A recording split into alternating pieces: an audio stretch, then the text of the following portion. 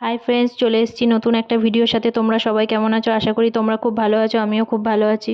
আমার নববর্ষের ব্লগ দিতে একটু দেরি হয়ে গেল। দেখো, মা আর আমি রাস্তা পার হচ্ছি দুজন মিলে, কেন কি রাস্তায় প্রচুর ভিড় ছিল, সেই কারণে মা আর আমি একসাথে দুজনে রাস্তা পার হয়ে গেলাম। দেখো, দেখতে থাকো। তো আমাদের এখানে একটা বাসন্তী পুজো হচ্ছিল, তো আমরা সবাই ঠিক করলাম যে বাসন্তী পুজোর মেলা দেখতে ঘুরতে যাওয়া যেতেই পারে। সেদিনকে প্রচণ্ড গরম ছিল, তো প্রথমে যেতে ইচ্ছে করছিল না, তো মা বললো চ আমরা ঘুরে আসি। তো গেলাম। এখানে দেখো প্যান্ডেলটা কত সুন্দর করেছে। আমার তো খুব ভালো লেগেছে। তোমাদের কেমন লেগেছে কমেন্ট করে জানিও।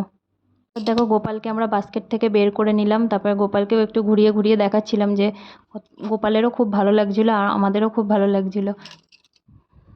তারপর আমরা একটুখানি ফটো তুলে নিচ্ছিলাম। তারপর এখানে ঠাকুর দেখার জন্য দাঁড়িয়েছিলাম কিছুক্ষণ। প্রচুর ভিড় ছিল, ভেতরটা ফাঁকা বাট বাইরেটা খুবই ভিড় ছিল, তো সেই ঠাকুর দেখার কারণে একটু দাঁড়িয়েছিলাম।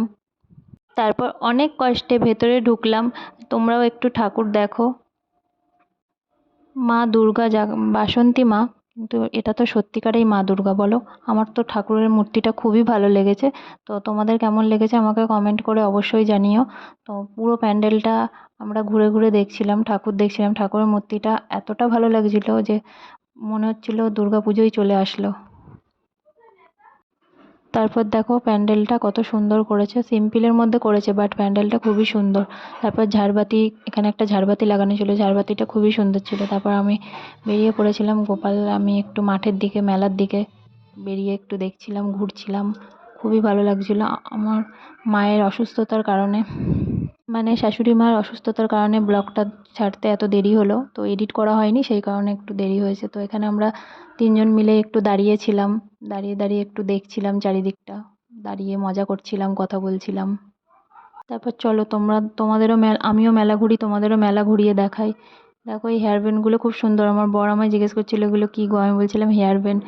এগুলো বাচ্চাদের হেয়ার, বাচ্চারাও পরে বড়রাও পরে, যদিও আমি এগুলো পরি না, কিন্তু আমার খুবই ভালো লাগছিল দেখতে।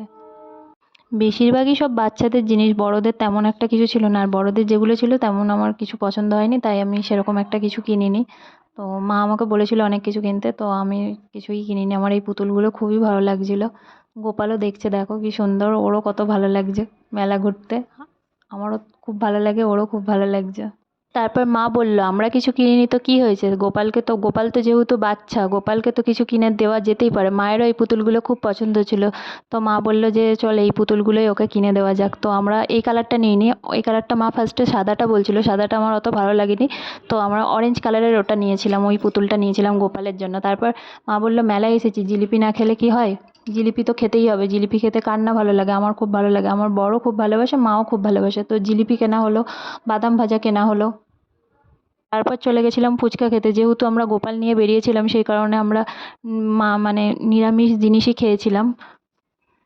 তারপর মা আরও ফুচকা খেয়ে নিল।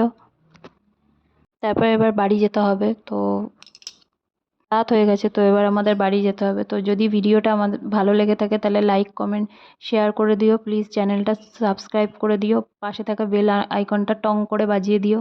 ততক্ষণ তোমরা ভালো থেকো, সুস্থ থেকো, আর নেক্সট ব্লগের জন্য অপেক্ষা করে থেকো। বাই।